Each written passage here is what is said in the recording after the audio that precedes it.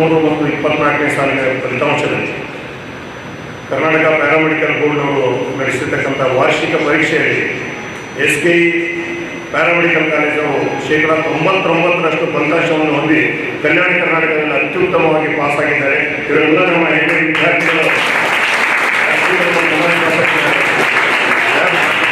Lab technician, health inspector, OT technician, dialysis technician ಅಂತ ಪ್ರೊಫೆಷನಲ್ ಕೋರ್ಸಿಗೆ ಈ ವಿದ್ಯಾರ್ಥಿಗಳು ಸೇರಿದ್ರು ಅಷ್ಟೇ ಅಲ್ಲ, ಇವರು ಪ್ರಾಯೋಗಿಕವಾಗಿ ರಿಮ್ಸ್ ಮೆಡಿಕಲ್ ಕಾಲೇಜ್ ಆಗಿರ್ಬೋದು, ಧಾರವಾಡ SIM ಕಾಲೇಜ್ ಆಗಿರ್ಬೋದು, ಕ್ಯಾನ್ಸರ್ ಹಾಸ್ಪಿಟಲು ಇಂಥಲ್ಲೆಲ್ಲ ವಿಸಿಟ್ ಹೋಗಿ ಬಂದಿದ್ದಾರೆ.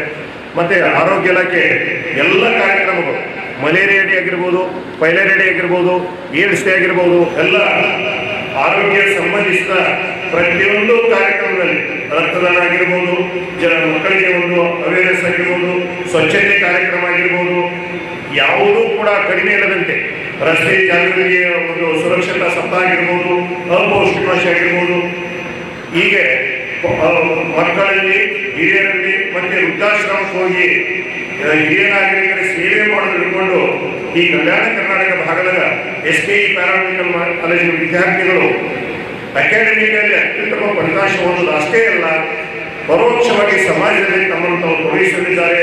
ಮುಂದಿನ ದಿನಗಳಲ್ಲಿ ಫಸ್ಟ್ ಸರ್ಕಾರ ಕೊಟ್ಟರೆ 100% ಹೊಡಿತಾರೆ, ಆಗದೇ ಇದ್ರೂ ಕೂಡ ಅವ್ರಿಗೆ ಹೆಚ್ಚಿಗೆ ಸ್ಯಾಲರಿ ತಗೊಳಕ್ಕೆ ಪ್ರೈವೇಟ್ ಪ್ರಾಕ್ಟೀಸ್ ಮಾಡೋಕೆ ಅವರು ಸಿದ್ಧರಾಗಿದ್ದಾರೆ. ಒಳ್ಳೆ ಫಲಿತಾಂಶ ಹೊಂದಿದ್ದಾರೆ. ನಮ್ಮ ಕಾಲೇಜಿನ ವತಿಯಿಂದ, ರಾಯಚೂರು ಜಿಲ್ಲೆ ವತಿಯಿಂದ, ಕಲ್ಯಾಣ ಕರ್ನಾಟಕ ಸಮಸ್ತ ಜನತೆ ವತಿಯಿಂದ ನಮ್ಮೆಲ್ಲ ವಿದ್ಯಾರ್ಥಿಗಳಿಗೆ ತುಂಬುವುದ ಪ್ರಯತ್ನ ಸಲ್ಲಿಸ್ತೀವಿ, ಪ್ರೋತ್ಸಾಹಿಸ್ತೀವಿ.